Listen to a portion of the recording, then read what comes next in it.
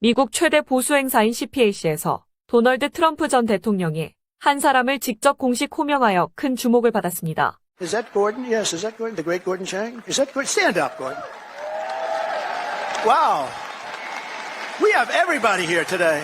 트럼프 전 대통령이 호명한 고든 창은 한미 외교안보 전문가로 잘 알려져 있으며 이번 행사에서 대한민국 부정선거 문제를 미국 전역에 알렸습니다. 그 감동적인 연설 함께 보시죠. CPAC Korea. CPAC Korea is defending the most fragile democracy on the face of the earth. In South Korea, leftists are trying to seize the government by removing President Yoon Suk-yeol. And the only thing that is stopping this from happening is conservatives on the streets in the cold confronting leftist Mexico. Their CPAC Japan is attacking leftism everywhere. Freedom warriors. We are now in a fight. We're in a fight between democracy and tyranny, between freedom and oppression, and between good and evil. And freedom warriors, we stand our ground. We do not yield. We are civilization's last line of defense. And yes, we will prevail because the Almighty is on our side. May God protect and bless all of you. Thank you. Fight! 이어 단연명 씨가 무대에 올라 미국인들에게 한국 상황을 호소했습니다. CPAC. It was my honor to serve in President Donald J. Trump's first term as his ambassador at large for global criminal justice. And I want to harken back to a little bit of history here. In 1950, the Joseph Stalin installed government of North Korea invaded South Korea to seek to overrun it, and in that conflict, the US-led coalition of 20-some countries repelled the communist aggression at the price of 50,000 American casualties. I honor the blood that was spilled by American soldiers to keep the whole peninsula from being one big North Korea, which is the most oppressive, darkest, most unjust place on planet Earth. And believe me, I know of many such places around the world, and it is number one in that regard. Now, South Korea stands on the edge of a cliff. The democracy in South Korea is in a danger that it has not been in for decades. President Yoon, who loves America, who was strongly and staunchly allied with the United States of America, has been impeached and is in danger of being prematurely removed from office. Why? Because he had the courage to stick out his neck and say that there are things that are amiss in South Korea because there have been many indications of election fraud. Thing about that, I think, here in the United States. And there's a parallel situation going on. President Yoon, indeed, has been called the Donald Trump of Asia. And he declared martial law in order to try to seize evidence in regards to the election cheating that he believes has run rampant and has given the Liberal Democratic Party in South Korea an overwhelming supermajority in South Korea that they have used in legislative tyranny to overrun the country, to give a haven to North Korean spies, to welcome the influence of the Chinese Communist Party. And they are rushing through a conviction process potentially before the Constitutional Court that if 6 justices on that court vote to remove him from office, he will be prematurely removed from office even though he was the duly elected president of Korea by the people of South Korea. They are rushing this through because his chief political rival who wants to supplant him as president, Lee Jae-myung, who has allegedly sent millions of dollars over to North Korea against U.S. sanctions and against the UN Security Council sanctions, who has aligned himself with North Korea and with the Chinese Communist Party, is himself accused of various crimes that if he is convicted, he would be disqualified from being a candidate for president of South Korea. So there is a legal and political race going on to try to convict and remove President Yoon before Lee Jae-myung is disqualified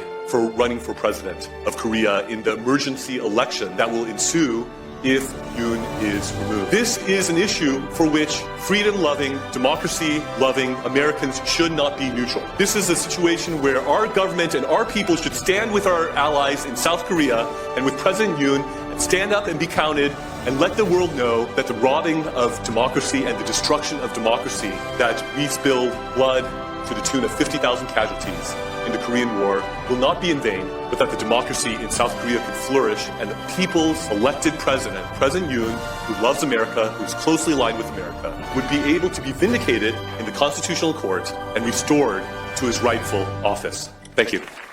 단연명 씨는 연설 외에도 행사 앵커들과 인터뷰를 하며 대한민국의 부정선거 문제를 미국 사회에 적극적으로 알렸습니다. Joining me now is the former ambassador at large of global criminal justice for President Trump. This is Morristown, and he had a very important job in the previous Trump administration. You focused on war crimes, crimes against humanity, genocide. Yes.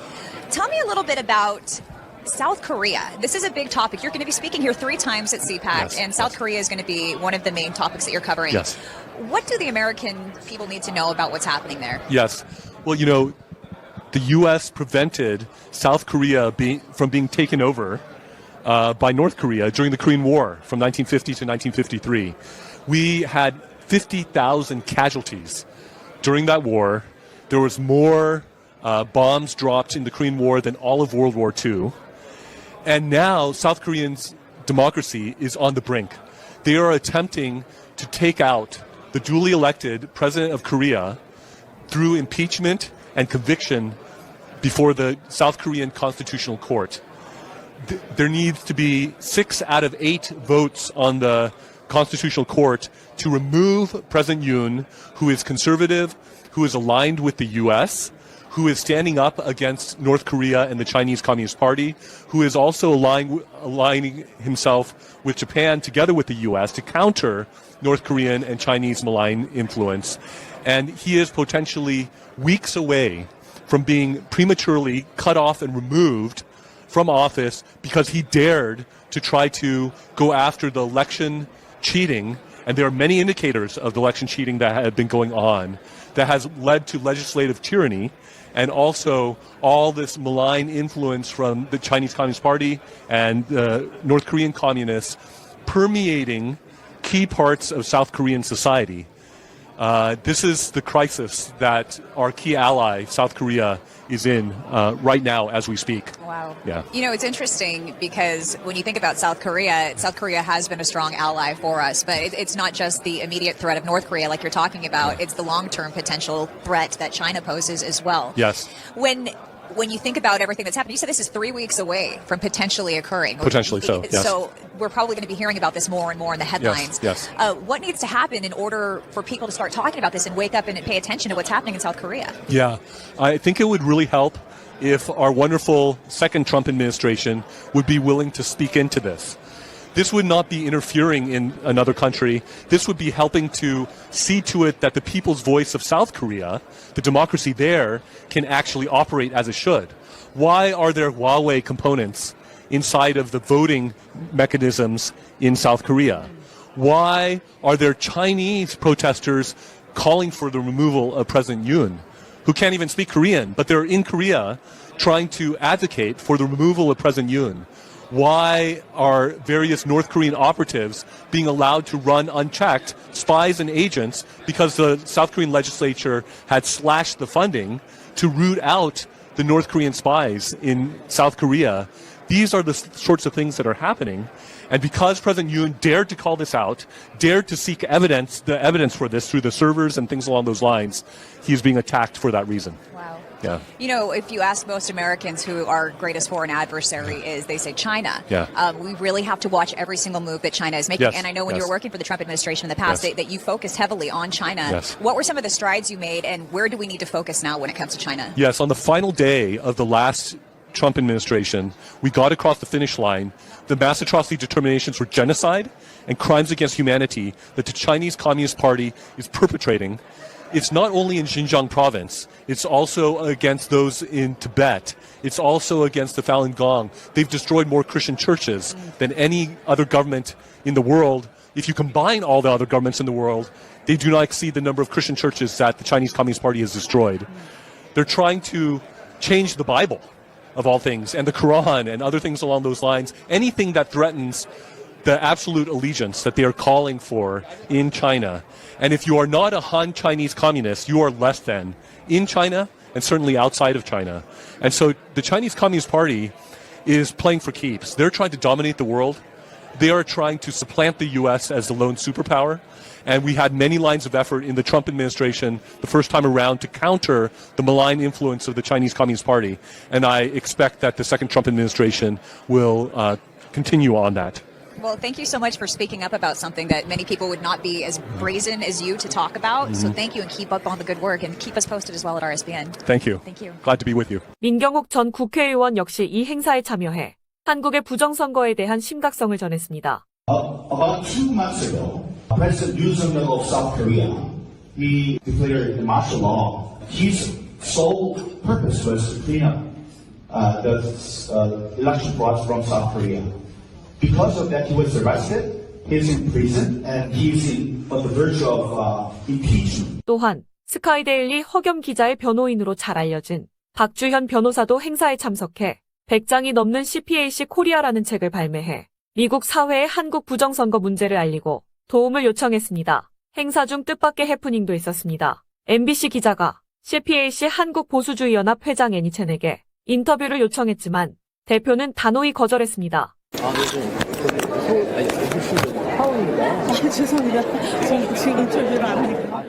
그 후 애니첸 씨는 곧바로 한국 부정선거를 알리는 행사에 참여해 MBC는 황당해했습니다. 애니첸 씨는 트럼프와 윤석열 대통령, 국방부 장관을 잇는 중요한 연결고리로 떠오르고 있습니다. 이번 CPAC 행사의 마지막 부분에 가장 큰 화제를 모은 것은 트럼프의 발언이었습니다. Now, by the way, we have a great gentleman speaking of China. Will you please stand up? Gordon, stand up, please. Gordon Chang.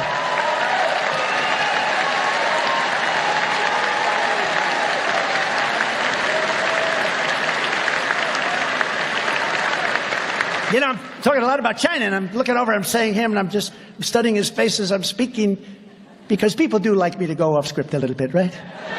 It's a little bit more risky, but it's more exciting. And I'm looking at Gordon, and I'm saying, you know, I hope he agrees with what I'm saying, but basically I'm saying exactly what you say. They're not out for our good, are they? They're not out for our good. And nobody ever taxed them like I did, and nobody ever took any money in like I did. 440 billion. We took in so much money from China. It's so incredible. So it's an honor to have you here. Really it is. I agree with almost everything you said. Almost everything. Great. Thank you very much. Thank you, madam. Thank you very much. Great job. Both of you. 또 트럼프는 부정선거에 300살 이상인 사람이 투표했다며 농담도 던졌습니다. 1,039 people are listed between the ages of 220 years old to 229. And we have one person who's listed at 241 years of age. And we have one person listed at 360 years of age, an all-time record, and our country's 250 years old. 부정선거는 음모론이라고 주장하던 MBC와 JTBC, MBC는 과연 미국인 변호사, 미국 폭스 채널 한미외교안보 전문가인 고든 창과 트럼프 일기 미국 무부 국제형사사법 대사, 그리고 미국 대통령 트럼프까지 한국의 부정선거를 주장하는데 다음은 어떤 논리로 미국을 부정할지 기대해봅니다. 지금까지 HMN 김미영이었습니다.